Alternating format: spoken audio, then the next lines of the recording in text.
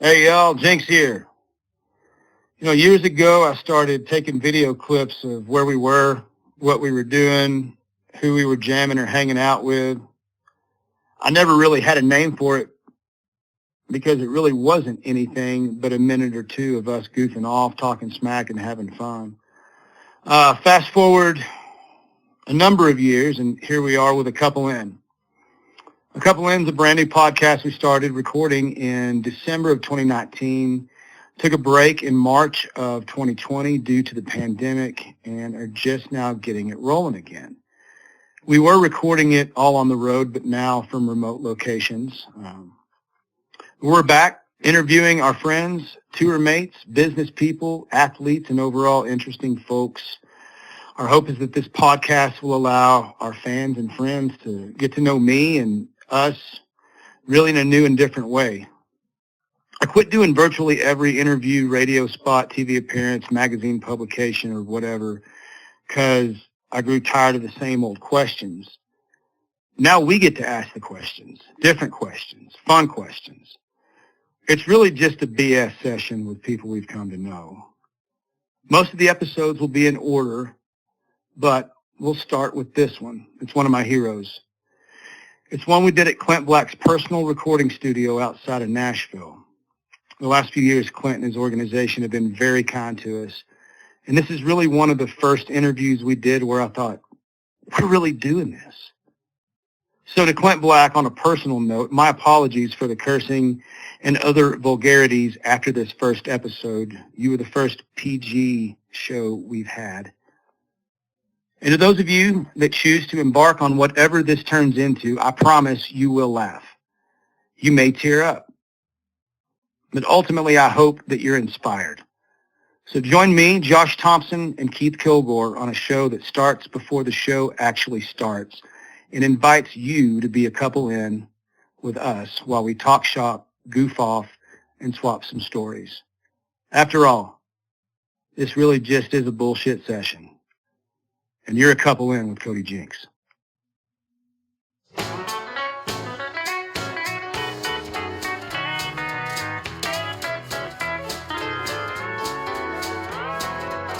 I can't help it in my studio. I have to control the microphones. I have to control where they go, where they're pointed. That's cool, man. Well, we've already been rocking and rolling here already, but we're sitting out of order today. Today, to my immediate left, as usual, Josh Thompson. Yes. To his left, Bobby Keith Kilgore. And Yes, to my right, Clint Black. to my left. To your left, my right, Yeah. Clint Black. How are you, man? You know, who's Jimmy Bob Thompson? Jimmy Bob Thompson. All right, so, well, this Have is I gotten the names a little mixed up? Keith Kilgore. All right, but we found out his name is Bobby Keith Kilgore, not Robert Keith, but actually Bobby. Actually, Bobby. So we started calling him Bobby Keith, and we used to have this bit that we ran, and we'd say we have twins working for us. One's Keith, one's Bobby Keith, and you never see them at the same time. But yeah, that's how that started. This is highly suspicious. I think One was supposed to be the driver. One was supposed to be the merch guy. That's how we came up with it. I did both, but Well, That's the kind put of a little music behind that story, and I think we might have. Yeah. No, we were just listening to a little music. You just kind of gave us a little bit of a sneak peek. Yeah, I'm kind of anxious to play this for people. I've been sitting on it for a while. I really finished the album before Still Killing Time came out, and then accidentally wrote a new song and then had to get back into the studio and record that. That's what you were saying. You accidentally wrote, and that Didn't was mean to. That's what we just listened to, correct? Yeah. And you accidentally wrote it with whom? Steve Warner. Yeah. Yeah. So just you and Steve. I try not to write with Steve, but it was an accident. It was. See, And we got to listen to it, and I made a comment to Clint while we were listening to it, and then the song took a complete turn, and I was like, oh, it's not what I thought it was. it's not what I thought it was. So it was awesome because I love that. Yeah, it's fun. Thanks. It's hard to write a song that the listener is going to think is about one thing, but it's actually about another thing, and you have to make sure that when it just has to apply to both, really. until you get to the twist. That's probably one of the toughest things about songwriting. Yeah. Having the kind of the double entendre there. And then the second toughest thing is, I always compare it to a joke where you have the setup and you have the punchline. So the setup is the verse, and the hook or chorus is the punchline, right? You set it up, and bam, there's your punchline. But then for songwriting, you're going to use the same punchline later. You have to have a whole new setup for it. Yeah. The second verse. And then you might even have a bridge, which means you're setting up the punchline for a third time. So you have to be able to have basically like 3 jokes all with the same punchline. It's hard, isn't it? Yeah.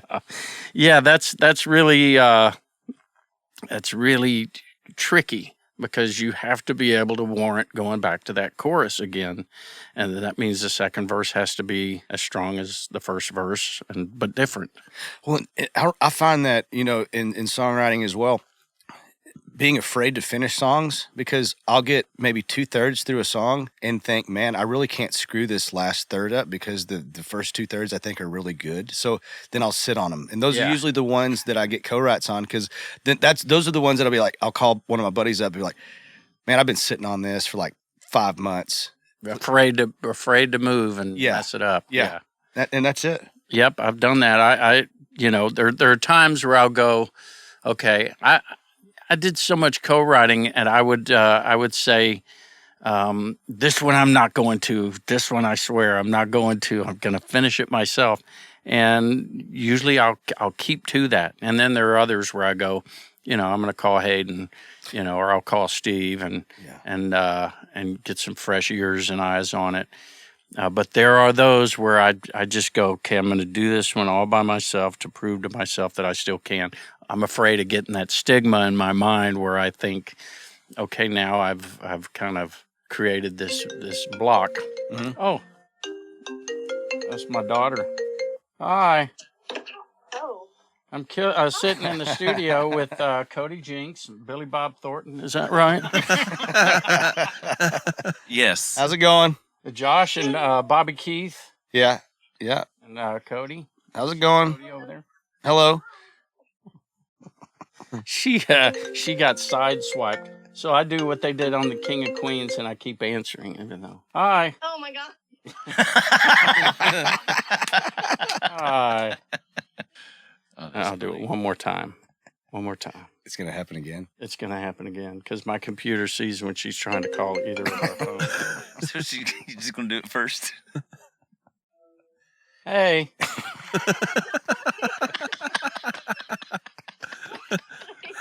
I miss you. All right, call your mom. Love you. Bye. Bye. All right, at least we Oh, won't that's hear it. funny. I did it about 4 or 5 times yesterday. Over the weekend, I was out working. How old is she? She's 18. She'll be 19 in May, very soon. She's a freshman at Belmont in the music program over there. Here we go. Here we go. Yeah, man. She and I are going to write something together. We're going to, her first songwriting session Friday with me. Mm-hmm. And then, and she'll sit in. She comes and sings with me sometimes on stage, and it's great. What is it that what does she want to do? Does she want to be in the writing aspect, singing aspect, playing Yeah, aspect? writing, singing, a little bit of dancing, acting. Oh, so we're going vaudeville here, like all of it. Yeah. She's the new Bob Hope. Okay, like I can do. What do you need me to do? I can do that. Yes. Yeah. That's awesome, man. Yeah, my daughter just started piano lessons, and my son just started drum lessons. So I'm trying to foster that without being the dad that, like, I'm not making them do this. Yeah. Like, do you want to do this type of thing? And they're both wanting to do it on their own. And That's great. It takes a little fire in the gut to push yourself through that practicing. There's a lot of kids they don't know, and I always, when I find out someone's taking lessons, I said, the lessons aren't what's teaching you to play, it's what's teaching you what to practice.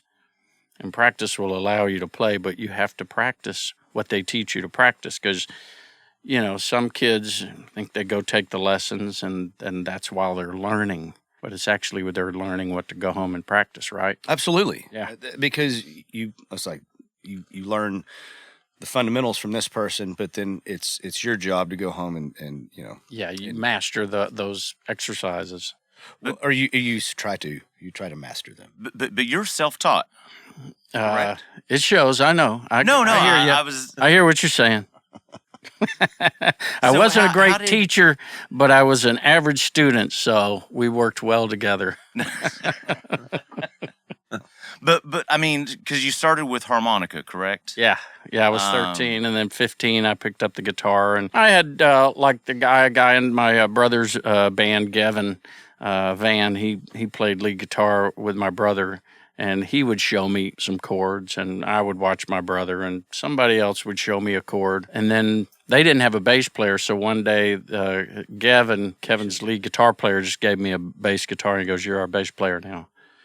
Well, that's funny because I'm self-taught as well, and that's actually how I started playing bass as well. I was some buddies I was playing with, and I was an acoustic. I mean, I could strum a few chords, but I knew what they were doing, and so they decided, hey, we need a bass. And I was like, all right. So I took my one note at a time. I can do it. Absolutely. And I thought, oh yeah, I can do this, and turned out to be a little bit more of a monster than you think it is. It really is. I called myself lead bass player looking back because that's how busy I was on the bass. You still wanted to play that guitar. Yeah. You know how many bass players it takes to change a light bulb? No. How many? 5. What? 5. How many singers it takes? Just one to hold the light bulb, and then the whole world revolves around him. One of my favorites. Yeah. One of my favorites. Now, when you were playing bass, this was more of a rock and roll thing back in the day, right? We played everything from Merle Haggard to Yes. Okay. Yeah, so we were all over the map. The drummer was kind of jazz. The lead guitar player was into the Psychedelic Furs and Yes, and, Did you look like this at the time? Yeah, soon after. That was actually my skateboard club, but yeah. Okay, we need to pass that around the room. Now, I got that. I have this picture on my phone. Now, tell me about this picture, because I got it from my mother-in-law. Somebody from my mother-in-law's side of the family went to the same high school as you. And that was from a yearbook or something like that. That was from a yearbook the year before I went there. They had, no, that's not. There was another photo of me from the year before when they were having some sort of party in the parking lot thing. And and I was there, and I got my picture taken smashing in the windshield on a car. I was supposed to. You could pay like 50 cents and smash up this old beat-up car they had out there for that. And they put me in their yearbook, but I hadn't yet gone there. So that was from my freshman year at Stratford. Yeah. And we formed a skateboard club and accomplished nothing with it. But you had a club, though? Yeah. You had long hair and you looked cool? Yep, I was cool. I was cool.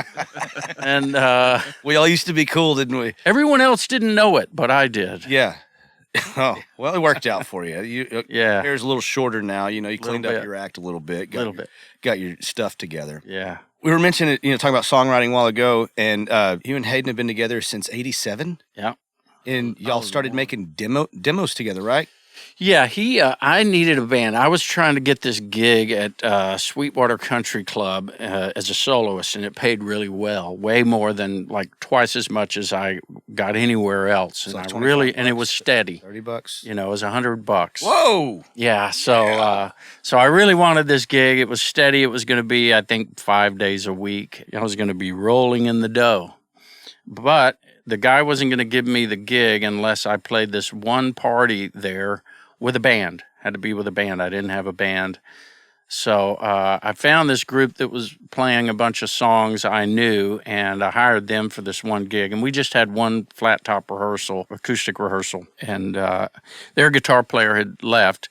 Hayden had come back to Houston and called the guy that led that band and said, I'm looking for work. And he goes, I've got this gig with some guy named Clint Black. And he goes, okay. He shows up to rehearsal. He's the best guitar player I'd ever seen in person, especially. And so we talked afterwards. He said, what are you doing? What are you doing? I'm trying to get some demos made and can't afford it. He said, well, I've got an 8-track recorder in my garage. So we made a deal, $150 a song. He and I played everything except Dick Gay programmed the drums, and then we found a steel guitar player, who would join the band after to play that stuff, and a fiddle player. So we started making those demos, and the first one we finished was Nobody's Home. And I'd been looking for a manager, really, really trying to find someone, and finally took this demo to a guy who introduced me to a manager. And that got the ball rolling. And the deal was with Hayden, $150 a song, unless I get a record deal, and then it's retroactive $300 a song. So steep. That's going to happen, though, when those deals come, it doubles. Let's go back to the first time we spoke on the phone. It was a conference call because we're talking about songwriting here, and the first one you did was Nobody's Home. It was me, you, and Ward Davis. I was in Nacogdoches. He was somewhere on the road. I think you were here at home, and we were basically calling to talk to you about recording Nothing's News. And I was so nervous because, you're sitting there thinking... You'd heard about how I am. I had not heard anything bad. I found out later, after I got to know you and how horrible of a person you are. Yeah. Everyone knows it. Yeah. Everyone knows it, man. Yeah. Well, I do now. But, you live and learn. Ha-ha. If you pay attention. But we called and... I say that a lot, by the way. So we call you, and you told us this really cool story about... Because I wanted to do the first verse, have Ward do the second verse, and, have you come in and clean it up. And it was hard for us to ask you to sing on your own song. It was weird. Because I hate my songs. We all hate our own songs. But you had such a cool story about that, and that conversation we had went really, really well and easy because you're naturally a great storyteller. Could you tell us that story again about how How I wrote it? Yeah. Oh, God. I love it. I think it's a great story. Well, my dad used to give me his old 45 records, and he'd say, here's a song you're gonna want to record. I'm speeding it up because he talked really slow. And he'd go, here's a Webb Pierce song that people your age aren't even going to know about. They'll think it's new. And it's 4 a.m. And finally it dawned on me. I wasn't latching onto those because I wanted to write my own songs, and I came to that realization, and I told him, I said, I really want to write my own songs. Oh, good grief. He said, you just haven't done enough living to write real country songs. And I was 22 at the time. Fortunately, my dad didn't know exactly how much living I had done, but it was enough, I thought. And so I had to prove him wrong. And I went right home and wrote Nothing's News in about 20 minutes. I was on fire, just had to show him that I can write a real country song. So I went back over and played it for him, but it was just me and my acoustic guitar, and he didn't have a musical imagination to hear everything I was going to do to it, and once a band starts playing on it. So he thought it was all right, but, it's still a little bit elevator music. Which is what he always thought whenever I was playing solo acoustic, unless I was singing something like Farewell Party by Gene Watson, and then that was just fine. But these songs I had written were kind of like he couldn't hear everything else about it, so it was elevator music to him. Yeah. And it wasn't until we had that demo made, and Jeff Peterson was playing that steel guitar part that he went, well, now, you might be okay, And so as the years went on and Walking Away and Burn One Down, a couple of his other favorites, he started to believe that, I didn't have to be like Harlan Howard and be 70 years old and 5 marriages and, all that. So it took a while for them to, or at least him to understand that you had something going on. Yeah, he really, he wasn't musical. My mom's side of the family was musical, but my dad's really couldn't sing or, could play the radio and that was it. Mm-hmm. And so he wasn't able to hear music around anything that wasn't already there. And so it took him hearing demos of it to go, oh, I see, and then he really believed I had a voice because I'm singing Farewell Party and he really liked that and, other Merle Haggard songs. And so he really liked my voice and encouraged me to sing, but this is why he was giving me other people's songs. You need to record this because it'll sound new again. Yeah, and I know you can sing it. And so he was, believing in me and encouraging. But the whole songwriting thing to him, he didn't think I needed to be bothering with that because I hadn't done enough living yet. I hadn't been through hell and back. So deep down you had though.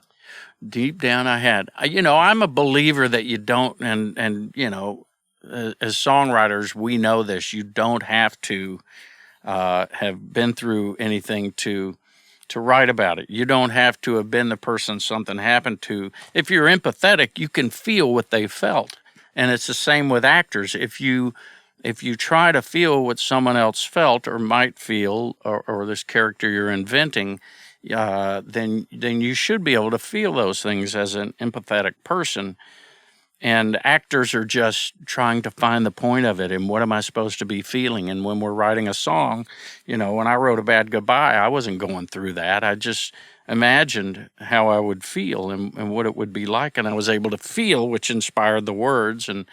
But people who don't write songs, they don't really understand so much how it works. If they're creative people, then maybe they can... I say, well, if you're going to build a cabinet, where's that cabinet coming from? Your brain. Mm-hmm. I think empathy was the right word because that's, as a songwriter, that's probably what I have the most difficult time with because you can write first person all day, but there's only so much you can go through. So, drawing from other people's feelings is probably the toughest part of this job that I've found, trying to write for someone else. You hear a story, learn a story, get to know somebody, try to write a song for them. But you just said A Bad Goodbye, and we just listened to that last night. We did. We listened to it last night. 2 o'clock in the morning. We always have little pre-production, meetings and all those kind of things and listen to music and stuff like that. But I saw you do that song with Winona in 1992 on the Black and White tour at Reunion Arena in Dallas. Wow. I was there. I was 12. Wow. Yeah. Oh, that's awesome. And it was awesome. I'm thrilled to hear that. It was that so was cool. A big moment in the show. It felt like that movie Coal Miner's Daughter when Loretta would all the flash bulbs are going. Uh-huh. Every time she came out on stage with me, it felt like that. I get goosebumps now thinking about it. It was absolutely a moment. And it's probably one of the biggest moments from that show that I can remember. And it was the big moment. Yeah. Everything else I was doing was, my normal stuff. That was completely extraordinary. It was huge. It was such a huge song. And I didn't intend it to be a duet. Really? No. I actually I didn't intend it to be the kind of song it was. I just thought of that funny little twist, oxymoron, Bad Goodbye, and I wrote it down in my notebook, and I was going to write some little tongue-in-cheekish type of thing and have fun with it. Mm-hmm. And Lisa and I had gone to New York for some work, and sitting on the bed, sitting in bed, she's thumbing through a magazine, and I'm just, I pulled out my notebook and I opened it up and saw that title. And it hit me. This could be deeper. This could be serious. And so I wrote that in about 45 minutes, just banged it out, and then picked up the guitar and started putting some music to it. And I was going to record it as a solo for the next album. And right then or right after, our agents and managers were talking about us combining tours, the Black and White tour. And then it hit me, it would be great if we had something to sing together. And I looked through all my songs and I went, that could be a duet. Mm-hmm. We were at some CMA TV taping, and I grabbed her backstage and pushed her into a broom closet, and I said, listen to this. And I said, think about this as a duet for us to do on the tour. And I played it for her, and she said, I'm in. And that was that. That's how that happened. That's how that happened. And I had a recording session and was trying to schedule getting her there. And she had one day only. And it happened to be on one of the 3 days I was in the studio. So it just all worked out just right and became, it was the first single from that No Time to Kill album. Yeah. And it came out in 2 weeks before the album, and it sold 170,000 singles before the album could hit the street. That's unbelievable. Well, you know, I mean, with streaming and everything and these great big streaming numbers, it may not sound like a lot to the kids out there, you know, but for singles in a couple of weeks, those are hard copy vinyl records. Absolutely. In about a 2 week period, 170,000. I remember thinking, man, yeah, if only that had been albums. Well, I mean, here's the I've not yet hit 1 million albums sold in all my. I have 1 million songs sold, but not like a platinum. I have a platinum song. I don't have a platinum album. Like, it's a lot harder now. It's much really harder now. Different. But I kind of wish it was the way that it was, because I feel like the concept of just like having a good record. Like album, you mean? An album. Yeah. You know, I don't think there's as much of that anymore. I think a lot of it's, you know, you can put a single out, a 3-pack, a 6-pack, whatever you want to call it. You know, people are doing that these days. Yeah, it used to be where you'd get an album, and that album was going to be an experience that the artist put together. Absolutely. And you're talking, 45 to 60 minutes worth of, all right, let's see where this is at. Yeah. What's this all about? And so when we put together an album, we were thinking in terms of 10 songs back then, which was all you could really put on an album. So we were thinking about those songs all together, going together, and how that would feel, like sitting and watching a movie. Is it dynamic? Does it take you through things? And now, the idea of we've got a song out, I don't think it's as good for the audience. I think that if kids today could have an album experience of an artist they love and sit there and look at the cover and look at the liner notes and read, whatever the artist wanted them to know about the record, it would be more, I think the word is precious. My record collection was precious to me. That was my record collection. And at any time, depending on how I was feeling, I could go over to that collection and pull an album out and drop the needle. And now that album is going to change what I'm feeling for the next, 45 minutes to an hour. And one song doesn't do that. Playlist, yeah, you can put together a playlist, but it's usually a mix of artists. And there's something about putting on an album and letting it go, start to finish. Let it go, Yeah, I mean, kids, my daughter, she'll play something from a song and then get to a point and then bam, she's on to the next song. You go, well, I didn't finish that. Yeah. Well, like you said, the experience of it, because I remember when my mother gave me all of her old vinyls and looking at them and opening them up, and it's big and the artwork was cool, and you read the liner notes and all that kind of stuff. So yeah, I think as an artist, you want it. You want that. Yeah. You definitely. Let's talk about and correct me if I'm wrong. And this isn't going off the wrong. Oh, sorry, Already. You didn't say it yet. Already. You didn't say it. I probably was. You started making records, but then you started getting into was Summer's Coming your first directing videos? No, but it was the first really hard one. Good Run of Bad Luck was the first.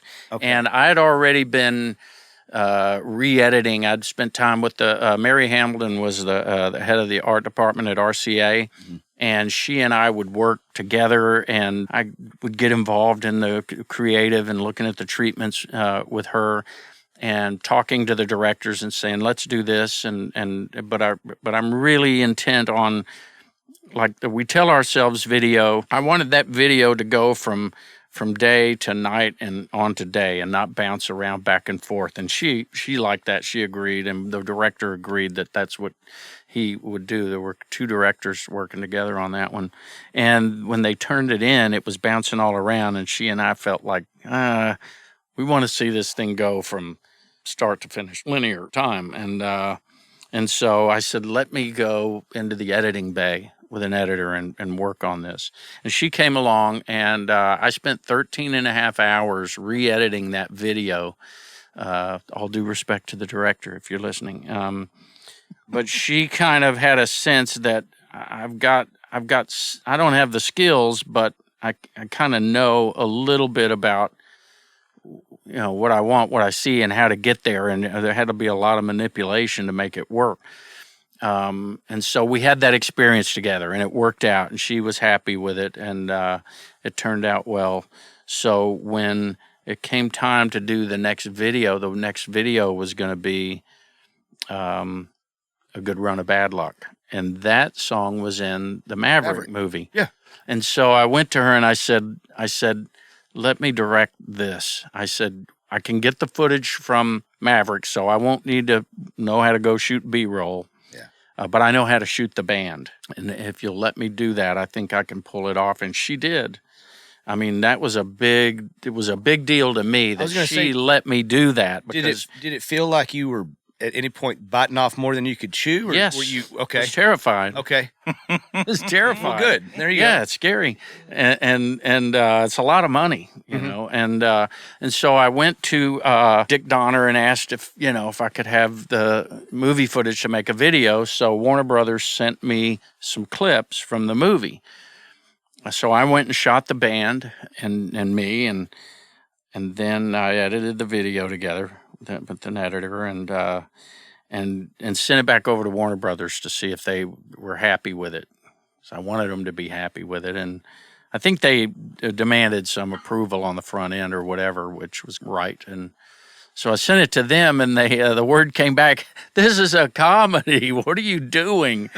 And I said, "Well, I said, well, you gave me a snake bite scene, a fist fight, and one other thing that was just death and, violence. That's what you gave me. Yeah. That's all I had." Yeah. And so they sent me the whole movie and said, this is a comedy. And so once I got the whole movie, you were able to take what you wanted. Yeah, and I decided I'm going to edit this in a way where it'll look like my character's in a love triangle, dueling with Mel Gibson for Jodie Foster, you know. So I did it that way, and they liked it. It turned out well, and so I think from that point, Mary was saying, okay, well, let's get you with the right producer, and you can do this again. Mm-hmm. And Brent Hedgecock was a producer-director, and so he really facilitated me getting my ideas out and shot without shooting myself in the foot. And so from that point, it really became, all right, here's my idea for the video. He would go away and budget it. And then he would come back and say, okay, you have a budget from RCA, and now you have your treatment, and you're going to have to cut out about $250,000 worth of idea here, or you can't shoot this. So I'm always coming up with these treatments that cost, like 10 times more than my budget. Yeah. So he would help me to rein that in, and then we would go shoot it. Yeah. Yeah. That's awesome. Summer's coming. Yeah, it is coming. iWorks. It is. It is. Yeah, it's cold. The weatherman's here now. Bobby Keith. Man, Bobby Keith on weather. So that was one where iWorks, which was like IMAX, wanted to shoot live footage of some country artists for 70 millimeter. I said, well, I'm not going to be live again for 6 months or so. What if I do a music video? Well, we need more than that. I'll do 2 music videos. Okay, they agreed. So now I'm getting with my producer, and I'm finding out that you have really committed to something hard now. Mm-hmm. 70 millimeter is really, really challenging. So, I don't know if you're interested in this stuff. I'm totally interested. I'm totally ignorant. Well, I was too. Yeah. I mean, how can you know? He said, okay, so first of all, every time you change a lens now, it's 15 minutes to change a lens. Mm-hmm. If you have to move the camera, it's at least 15 minutes just to move the camera. This thing is colossal. And whereas with 16 millimeter, which is what we shot most videos back then, you have a film mag of about 11 minutes long, right? With the 65 millimeter camera, it was 4 minutes. So, and if you need to change the mag, that's 15 minutes. So everything was longer, more difficult. And I had 100 extras on set and all these guest stars, George Kennedy, Howie Mandel was the star, and David Hasselhoff. Yeah. Gerald McCraney and Dick Clark and Jay Leno. All these people are in Joey. this. Yeah, Joey Lawrence and the dog from Frasier. Yeah. And, so here I am now. And I'm on to me, it's like, okay, I'm on some Steven Spielberg-sized movie set. It was the biggest thing I had been on, and it was terrifying. I didn't sleep. I was sleeping 5 hours a night. I was getting to the set, 2 hours early and looking at everything and scratching my head, and really, really.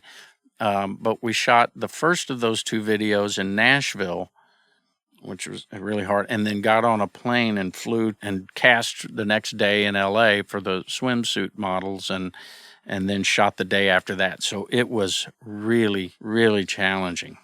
So I bet the swimsuit model was tough.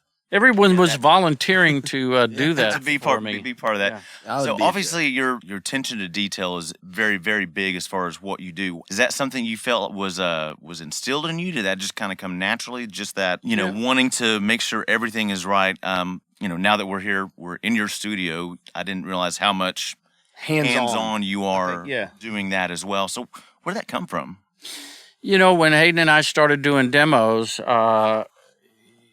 basically I learned, from him with this 8-track recorder, how are we going to build these songs, these tracks? How much can we fit on there? You're going to bounce things down, et cetera, et cetera. So I got a quick lesson from him on that. And from there on, it was, okay, now I want to learn how this next stage happens. And I want these songs to go the way I want them to go. I don't want something playing in the song where I don't think it should play, or a drum fill happening where the syllables of the drum fill don't match with the lyrical syllables. And so I was just really particular. Mm-hmm. And so I quickly said, okay, well, the tape doesn't roll without me there. I want to be there. This is my music, and I want to be there. And so that became kind of a rule. So in doing that, I learned more and more from the engineers and from James Stroud. And when we got to the third album, James said, you should be co-producer. You're doing a lot of this work. You can do these overdub sessions without me and co-produce this thing. So I started doing that. And then when we started doing the big shows, somebody would create some light show, and I would go, okay, well, I don't like that, Well, I'll go sit with him and show me what you're doing on this song. And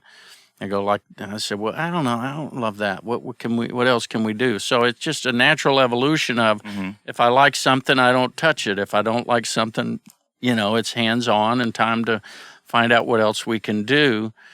Cut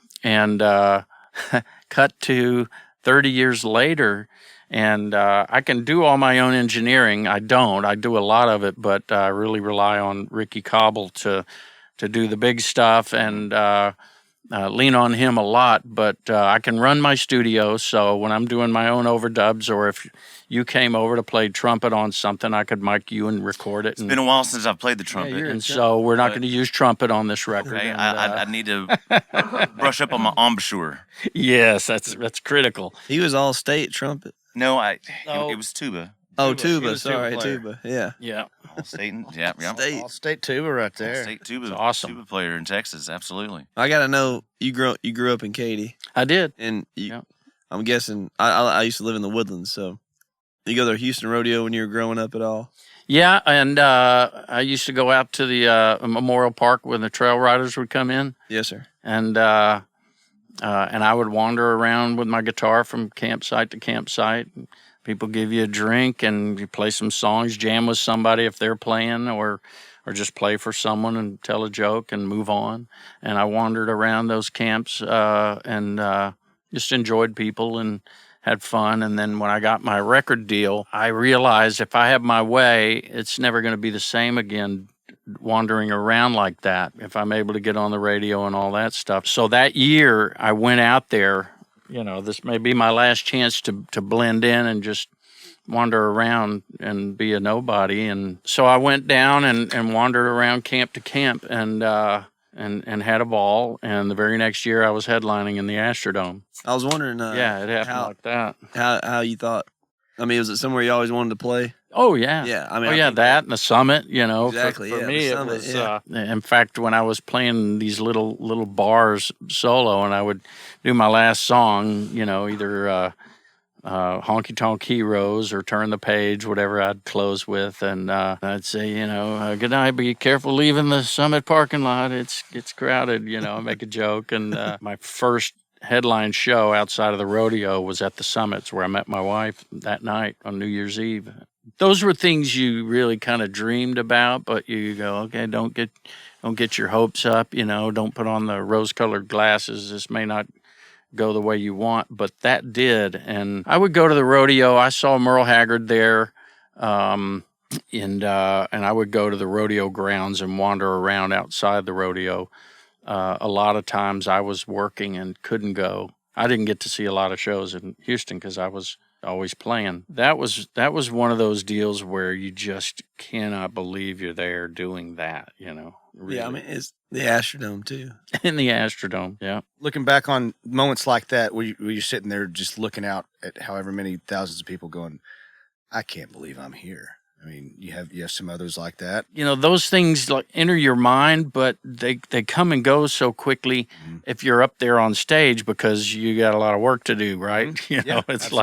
It's like you better focus, especially in the Astrodome because you're hearing 2 snare hits for every snare hit. That wall. So you really have to focus and do your job. I remember riding out on horseback, the first time there, and just thinking, man, oh man, this is amazing. Just doing that, riding into the Astrodome on a horse, looking super cool. Yeah. Even cooler than the skateboard club photo. Even cooler than that. Horses, skateboards. He can long do hair. It all. Long hair. Pull it off. I love it, man. That's so fun. Well, that feeling when you're playing for a big crowd or any crowd who loves you. Yeah.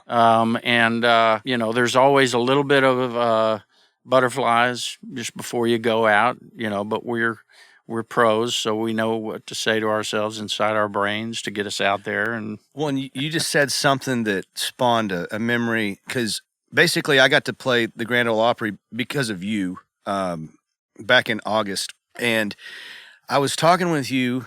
We were just kind of talking shop about this and that, and we all go through points in our career where, sometimes you're like, you can't do anything wrong. Sometimes you feel like, man, what am I doing? Everybody has ups and downs, stuff like that.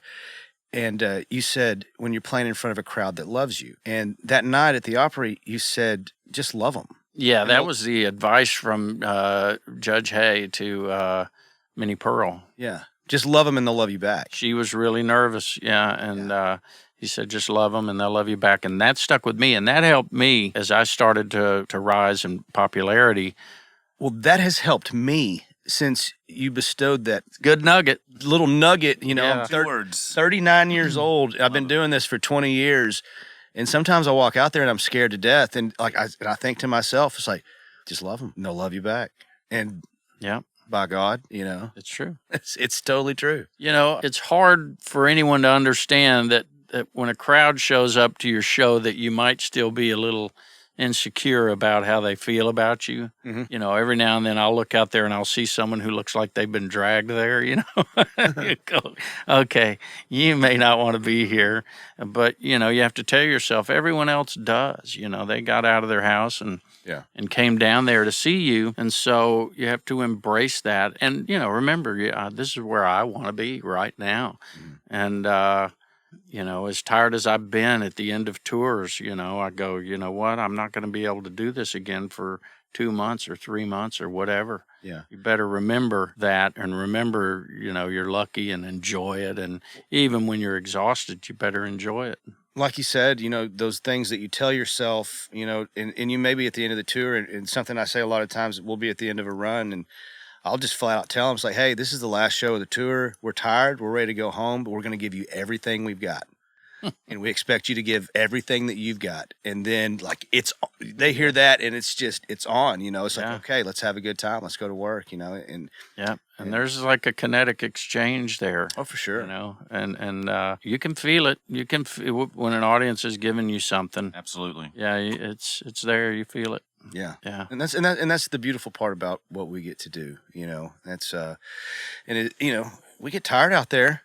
Yeah. You know. We're tired of traveling. We get tired of traveling. Don't get tired of playing. No.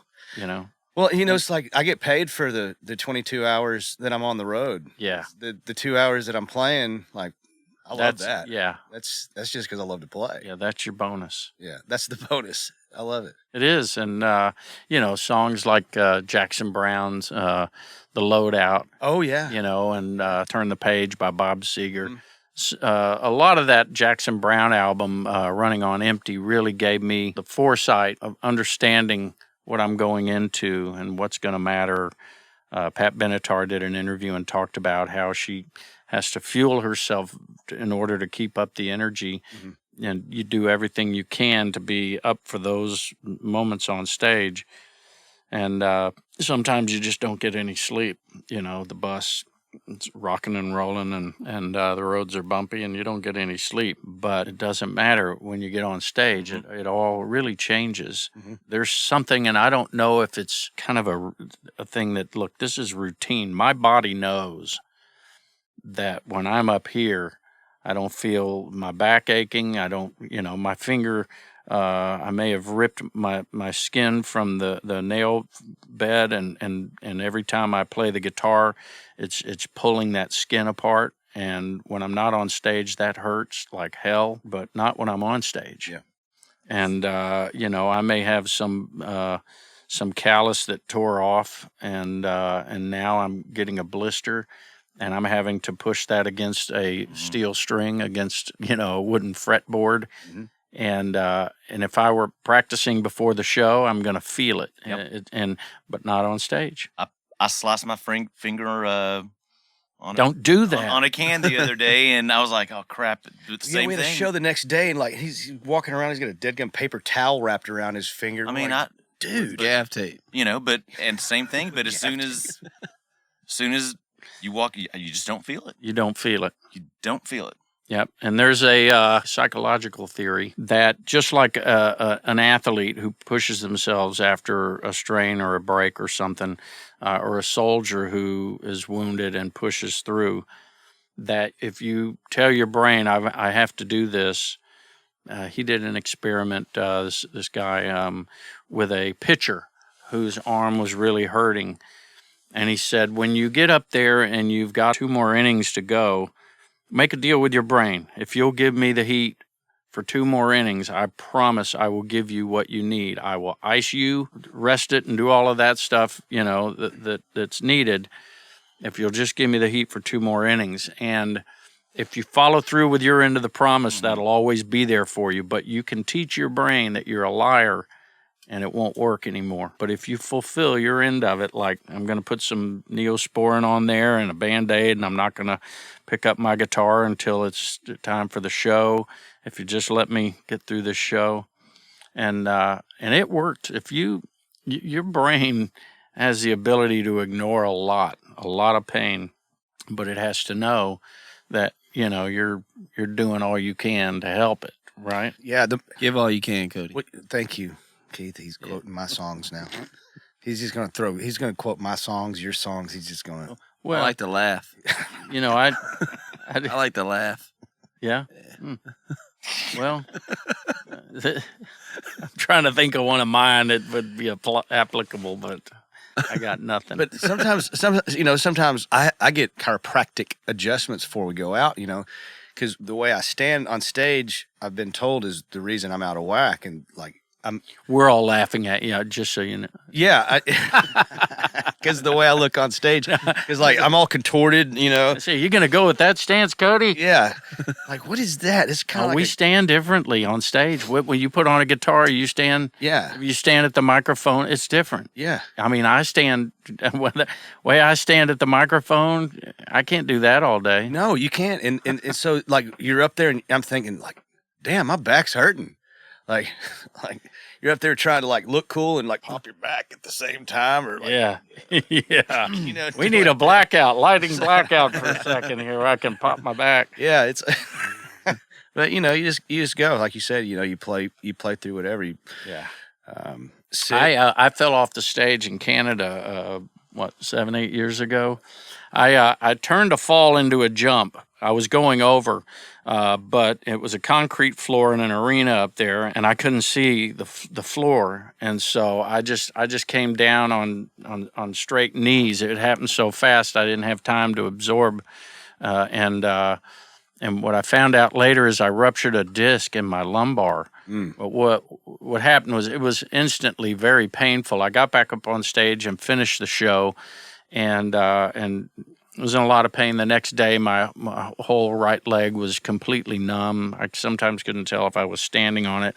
I got through 2 more shows and then flew straight to my doctor and went right in for an MRI. And he goes, "Oh, yeah, you're in big trouble.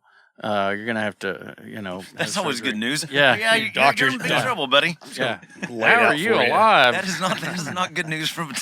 I had the surgery, and then 3 days later, we were taping that TV show. It was a charity thing, and I was the host. And so 3 days after back surgery? It was 10 days. 10 that's 10 days. 10 days after, back surgery, and I still couldn't really feel my right leg. So I'm up there just kind of dragging this thing around, and you can't tell, but I know a couple of times I went, "Is it there? Ooh!" And I thought I was falling down, and I got through that show, and then 3 days later we were back on tour. So I went for a while, but when I would come off stage or in between takes for that TV show, it was excruciating. And but when the camera rolled or when we were back on stage, it was tolerable. Yeah. And it's just amazing, It is. That's what you could never really explain to people, That's like this special place. It's that moment, and nothing will get in the way of that. And maybe it's 40 years of doing it that has made it so, or maybe it's that way for everybody, I think anybody that just spends a considerable amount of time, because you play sick, go to funerals and then go to a show. You go to weddings and then go to a show. You play happy, you play brokenhearted, you play hurt. You play. Yeah. That's it. It's kind of the same thing. There was one night we were loading in at a show. We were loading our own speakers in.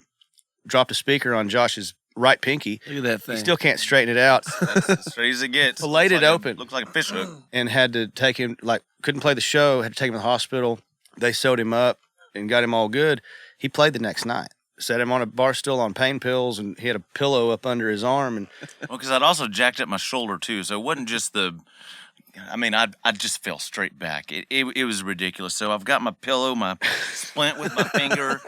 I'm on the hydrocodones and a couple Miller Lights, and that was a good night. Made it. We did. Good. And then another time, must go on. You got to tell the quick version of when you went and got beer and. Well, yeah, he was they put him in a ER room that had Care Bears all over the thing, and we were there all night. Oh, so I went and got a 12-pack of beer and sat in the parking lot and waited on his ass. But there was another night he flipped his truck on the way home on ice, not because he was drunk. It was New Year's Eve. New Year's Eve. We played a show, flipped his truck, jacked his shoulder all up, had a show the next day, played. Damn straight. Wife was not happy about that one. What, flipping the truck or playing the next day? No, she didn't care about the truck.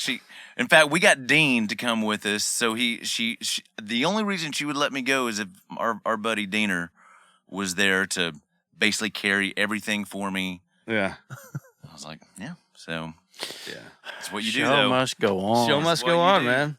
Yep. Your head falls off. Put it back on. Let's go. Well. Yeah. I'm good, man. Y'all have anything else? We can edit anything. I could do this forever, but I don't want to. Yeah, I could sit here and talk forever with you. So I was just about to start giving you my made-up answers. Oh, I would love to hear anything that you had to make up. I was talking to Kenny Loggins once, and I said, "You ever get bored talking, about yourself?" Oh yeah, a lot of interviews, it's just the basic stuff. This is fun because we're talking about, not, why the black hat, which I used to get a lot. And I said, well, it makes my head look thinner, so I got tired of my other answers. So I came up with that. And he said, yeah, sometimes I just lie about where I'm calling from. I'm doing phoners. And I said, oh, that's fun. And so the next time I was doing a phoner, they said, so where are you calling me from? I said, I'm in Barbados. Oh, really? Yeah, what are you doing there? And I said, I'm not really in Barbados. You didn't think anything after that? You didn't think they'd give you a follow-up? I couldn't do it, I can't lie to you. I could have made something up, but I felt like, man, if I had to go down this trail without any breadcrumbs, I'm going to be in trouble. Can't find your way back. You need to start doing that. Oh, man. That's you would have to talk to people. Yeah, you don't do that. So. Oh, that's, yeah. I quit That's doing how interviews. you get to tell them lies, by talking to them. You know what? I quit doing interviews. I've done 2 interviews, I think maybe in the past year and a half or 2 years. This has kind of become... If they should get a copy of this and just, if they need an interview, just grab some stuff. Right. That's it. And I was like, man, if I just start doing like a podcast and just have all these really rad people on and just have a conversation with them, I'm not answering the same questions that you always get asked in interviews. They're not answering the same question. You've answered some of the same questions you have, but that's just because you're Do you cool. think your name's going to jinx you? Is that your real name? I get that a lot. Yeah. Is Cody Jinks? That's not your real name. Is that a stage name? Both. It's real and a stage. It's both. I met a woman. I was doing in-store autographing in San Antonio at a Walmart, I think. And a woman steps up. Hi, how are you doing? Hi, how are you? And she said, I was there when you decided to change your name for Showbiz. And I said, no, this is my real name. Oh, no, I was there.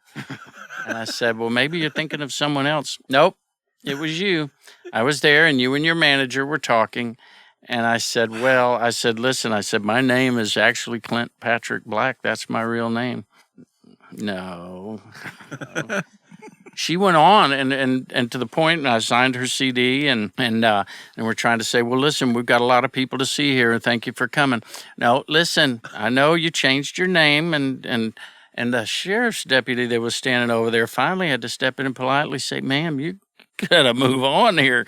He's not gonna give in to what you're saying, and literally had to kind of help her away because she just had to get me to admit that I changed my name for Showbiz. Did she let you know what she thought your name was? No, she didn't have that. Didn't have that information with her. You changed. I don't know what it was, but you changed. But that's right, and because you thought this would be better. I met a woman backstage who asked her, because you're going to do the chair tonight? I said, oh, no. I said, I don't do that. That's George Strait's song. I love it, but I don't sing that. No, that's your song. And again, it's like, I should know. It happened to me. Dude, I hear it all the time. Like, people are like, they say something about Cody. I'm like, no. And they're like, yeah. Like, they don't want to admit that they're wrong. Well, and we were playing a show down in Livingston, Texas, and we get there, and the manager of the club comes out to meet us when we get there. And, hi, how you doing? She was very nice. We're glad to have you. We're glad, thank you for coming, this and that. Could I ask you a favor? And I was like, sure. She goes, will you please play Pray for Rain? And I said, it's Cody Johnson. Great song, but I'm not going to be playing that tonight. Sorry. She had this look on her face. She was very befuddled, like, well, I booked the wrong guy. That's like the record company executive here who was not really from the music business. He signed Albert Lee to a record deal.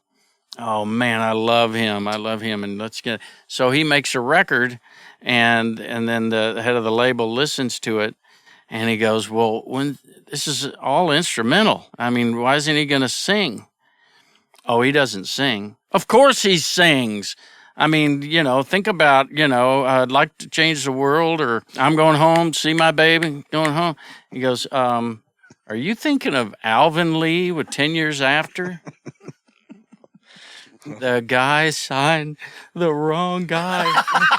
Thinking he was getting Alvin Lee from 10 Years After. He got Albert Lee. I've had margaritas with Albert Lee. Yeah. Did he sing? He Not while we were drinking. But no, I had margaritas with him in Cleveland at I forgot what that little place was called. It's Beachland. The Beachland Ballroom in Cleveland. When we were in Cleveland. He was playing there one night, and I was playing there the next. So we went out to see him. Is that an outdoor bar with a little beachy area? No. It's an indoor. It looks like a roller rink from like 1950. Lovely, cozy little place. But he was playing there one night. We were playing there the next. We got into Cleveland a night early, and we were looking for things to do. We saw he was playing there. Ended up running into his tour manager, and I was like, hey, I'm Cody. We're playing here tomorrow. And the owner came up. He was like, oh, yeah, let's go down and have some margaritas with Albert after he's done playing. You know, I was like, it's awesome. Awesome. Cool. Yeah, he's amazing. Yeah. Josh, while we're telling about the names, you got to do that Josh Thompson story. Oh, yeah, he has a Josh Thompson That's a good story. Because I mean, Clint, you know, I've been with Cody. August will be 13 years. In this time, I've done his booking. I've been his manager before. I'm driver. So we're booking shows, and I call this club, and this is what 2010. Oh gosh, yeah, it was like somewhere in there, like an $800 show. I'm calling, asking for $2,000. You know, I'm like, man, boy, and they're like, who are you? And I, when I make the call, I say, hi, I'm Joshua Thompson. You know, I booked for Cody Jinks. Well, she just heard Josh Thompson, I guess, and so she's like, oh yeah, this will be great. Wow, I'm really surprised you're calling. How much? $2,000? Yeah, I'd really like to just get a $2,000 guarantee. Oh, absolutely. So we go through this. I'm like, I call Cody, dude, we got two grand in Springfield, Missouri. This is great. I call back a week later to just kind of confirm everything, you know, but like, hey, re-advance the show. Hey, this is Josh Thompson. And they're like, man, I'm really surprised that you're really so involved in this. I said, yeah. Who do you think I am again? Well, yeah, you're Josh Thompson, the country singer. And I just had this look of this thought of, oh my Lord. And I said, well, my name is Josh Thompson. I play music, but I play for Cody Jinks. And they go, oh, well, we're going to have to call you back. Hung up the phone, never heard from him again. Oh, my God. I thought you were going to say, and y'all showed up, and it said, Josh Thompson tonight, 8 p.m. No, I mean, it would have if I never would have made that call back. Yeah, we lost that show. We lost that show, but oh my goodness. I just want to touch on one more thing, and then we'll get out of your hair. And again, thank you for having us at your studio. We're good to have you here. It's been a thrill, but But the biggest but of the end, you know. This has been a thrill, but I don't like where this is going. But I wanted to talk about being involved in this old house. Oh yeah, and thank you again. You killed it. I had no choice because of the people that sang on that. You sent me the list of the people that were singing on that, and I was like, it's one of those mind moments where you're just like, yeah, you're the low man on the totem pole here. You cannot F this up. Like, this has to be awesome. Hey, who's that bad singer that comes in right about here? You know, it makes you want to step up your game. I mean, I'm like doing that with the mix. I'm going, my God, they got to be happy with this. They've got to feel good about being on this record, you know? Yeah. And you just like sweat a little more over every bit of it, right? Oh my gosh. And then I was so nervous going in to record it because I'm sitting there in the studio and I know who's on it. And I mean, get the Still Killing Time record. It's great. I have it. You know, the first song on there is This Old House.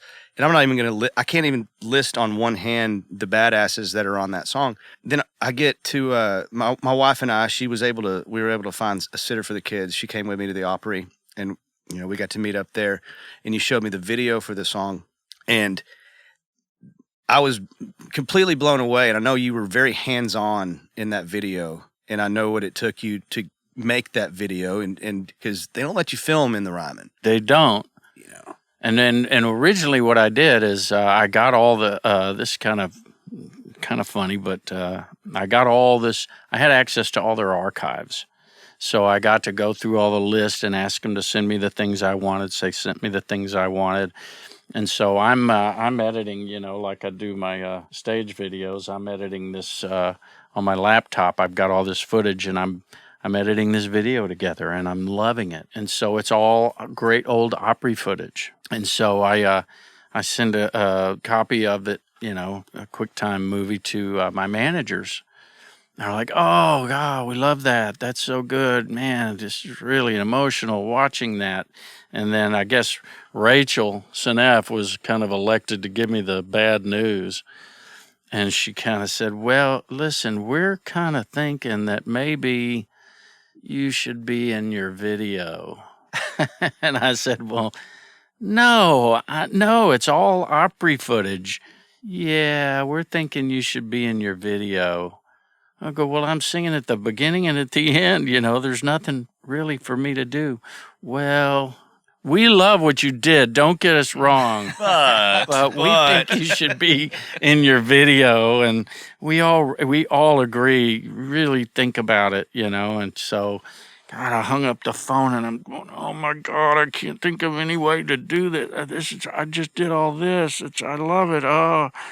And I'm in anguish. Deep down, I kind of knew she's kind of right. I know that really I should kind of be in my video, but I can't tell you how many hours I spent on my days off on the bus sitting there editing this video. Yeah. This is me editing, by the way. I'm doing typing. Typewriter moves.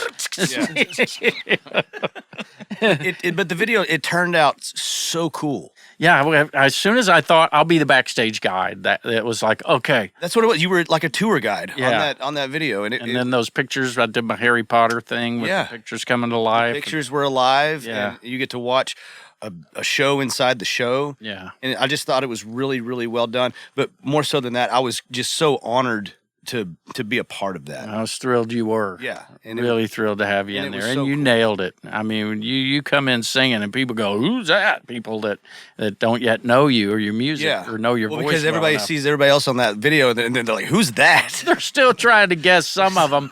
I mean, there's singers on there that, that have, big hits and multi-platinum and all of that stuff. But some people are still trying to guess who they are. I think that one of the funniest things was I didn't mean that in a derogatory. No, Who is that? not at all. Who's that? No, it's meant to be flattering because they're saying that he sounds great. No, I mean no, and that's because I was making a joke, but my mom and dad, I think. It was obviously, I told them about it, and they thought it was very cool. I was really glad you're on that record.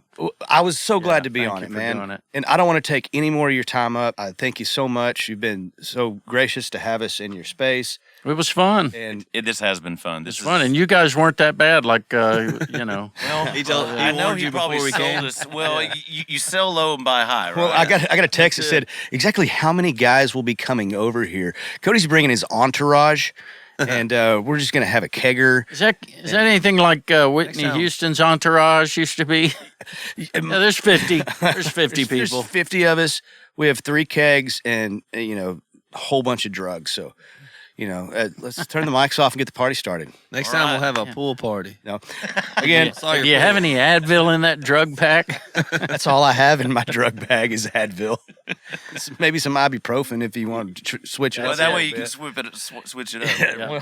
every 4 hours. bit. Oh man, Well, this is fun, and I mean, I see why you guys do this as a group sitting around. well, Awesome. we've been on the road together a lot, and Bobby Keith's done everything from Everything. everything. He's done everything. He's driven, sold merch. Years and years, he just drove and sold merch. He never slept. I slept on the couch. He slept on the couch In the RV? In the RV, we had an RV. No. Every now and then, Cody be like, "Hey man, just take my bed for a little while." I was like, "Oh," and get that ISO cool pillow. Yeah, man. Mm. Oh, But we've been together. We've been together a long time, so That's when we give him a treat. Here's that ISO cool pillow, buddy. this is a fun new thing for us to do that we've started. And Well, I'm one of the best interviews in my price range, so just remember that. get what you paid for. This one was free, right? Yeah, okay. Next one will cost you. yeah, that's right. All right, Josh Thompson, Bobby Keith Kilgore, Thank you for being Billy Bobby Keith, right? Just Billy Billy Bobby Bob Bobby Keith. Keith Thornton. Thanks I'm for Cody having us. Jinks. This has been A Couple In with our special guest, Clint Black. Thanks, Clint. Appreciate you, man. Enjoyed it. All right, brother. Thanks.